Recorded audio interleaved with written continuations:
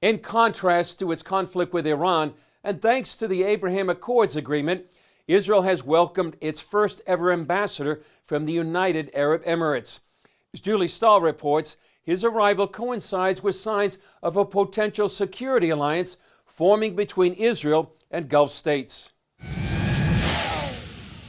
Israel rolled out the red carpet, complete with the Emirati flag and national anthem, to welcome the new ambassador in Jerusalem. Mohamed Al Khaja presented his credentials to President Reuven Rivlin, who thanked God in Hebrew and Arabic.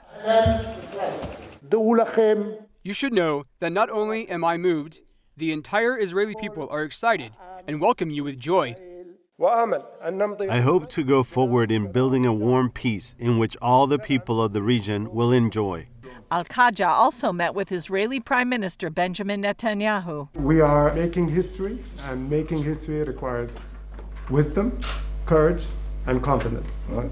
And I would say competence too. Competence, absolutely. Competence is also important, but we have all that in abundance, so you're going to have your hands full.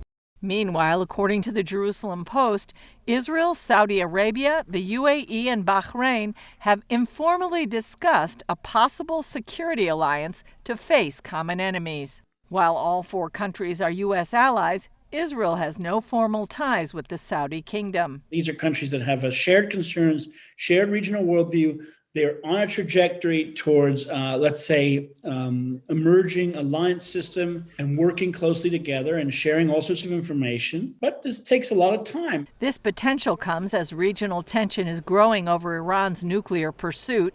Middle East expert Seth Frantzman says other concerns include Iranian-supported militias and a Turkish regime that backs the Muslim Brotherhood and Hamas. Turkey and Iran are kind of eating up pieces of the region, and their own borders are very totalitarian, kind of stable countries. Wherever they send militias, they destabilize. They send poverty. They don't build universities.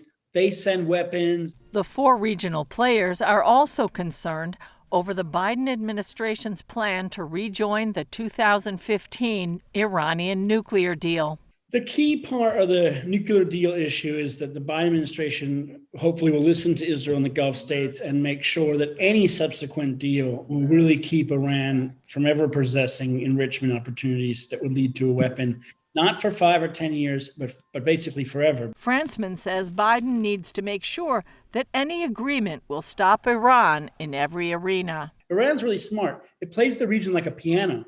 So if you say to Iran, well, okay, you can't play the keys of the piano over here. Okay, fine, I'll just play them over here. So you have to think that the Biden administration needs to understand that it has to stop the whole concerto. Julie Stahl, CBN News, Jerusalem. Alpha,